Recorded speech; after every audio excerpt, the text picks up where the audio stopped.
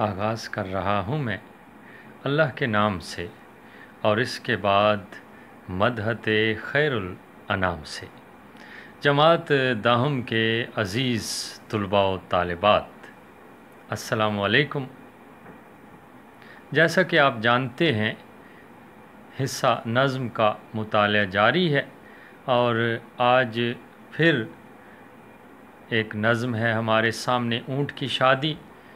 گزشتہ ویڈیو میں ایک شعر کی تشریح کی گئی، آج پھر مزید ایک اور شعر کی تشریح کی جائے گی۔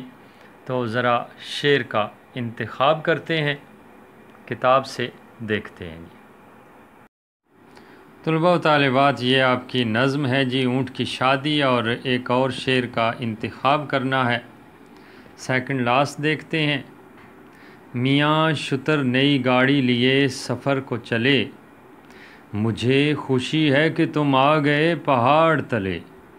یہ شعر ہے۔ شعر کا انتخاب کیا گیا۔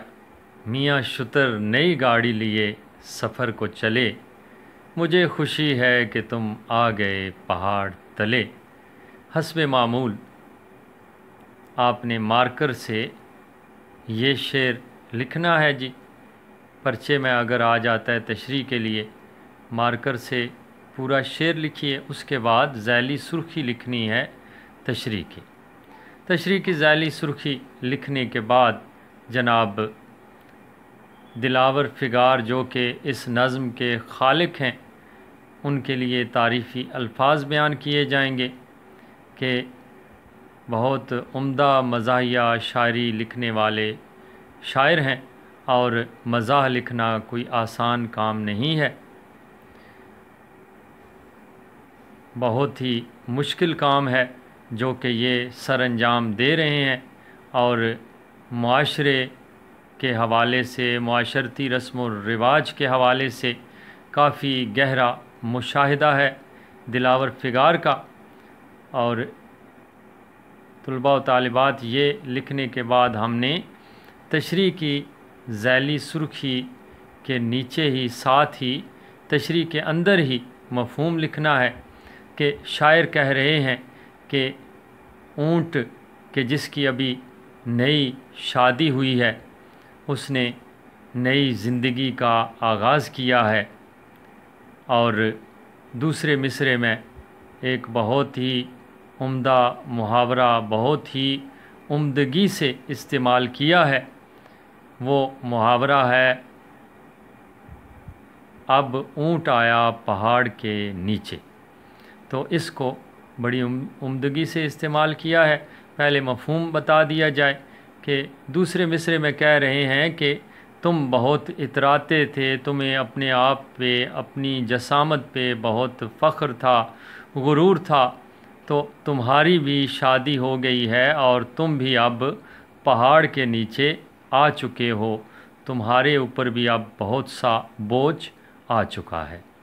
عزیز طلباء و طالبات، یہ اشارہ کر رہے ہیں اونٹ کی شادی کا، اور سمجھا رہے ہیں معاشرے کے افراد کو، اور مزاحیہ انداز میں سمجھانے کی کوشش کر رہے ہیں کہ جب بھی کسی کی شادی ہو جاتی ہے تو کتنی پابندیوں میں وہ جکڑا جاتا ہے، کتنا وزن آ جاتا ہے اس پہ، اور اب اس کی وہ محفلیں نہیں رہیں گی، دوستوں کے ساتھ بیٹھنا اسے نصیب نہیں ہوگا، اور اگر تھوڑے سے کام کے لیے بھی کہیں باہر جائے گا تو بیگم کو بتا کر جانا پڑے گا۔ بہت سے مسائل ہیں۔ فی الحال خود انحصاری کا آغاز کر رہا ہے، جس کے تحت وہ خود بھی اپنے اوپر انحصار کرے گا، اور اس کی بیگم بھی اسی پر انحصار کرے گی، اور کچھ عرصے کے بعد اس کے بچے ہو جائیں گے، اور پھر وہ بھی اس کے ساتھ رہیں گے اور اسی پر انحصار کریں گے۔ اسی طرح اس کی ذمہ داریاں بڑھتی ہی چلی جائیں گی۔ شاعر کا خیال ہے کہ جب انسان کی شادی ہو جاتی ہے تو بہت سی پابندیوں کا وہ شکار ہو جاتا ہے، اور بہت ہی مشکل زندگی اس کی آ جاتی ہے۔ عملی زندگی میں جب داخل ہوتا ہے تو زندگی کے اتار چڑھاؤ کا، زندگی کے نشیب و فراز کا اسے علم ہوتا ہے۔ اسی طرح شادی کے حوالے سے کچھ امدادی اشعار آپ لکھ سکتے ہیں مزاحیہ انداز میں کہ مفت ہی سمجھا رہا ہوں بات مطلب کی جناب، تم کبھی شادی نہ کرنا ہو جائے گا خانہ خراب۔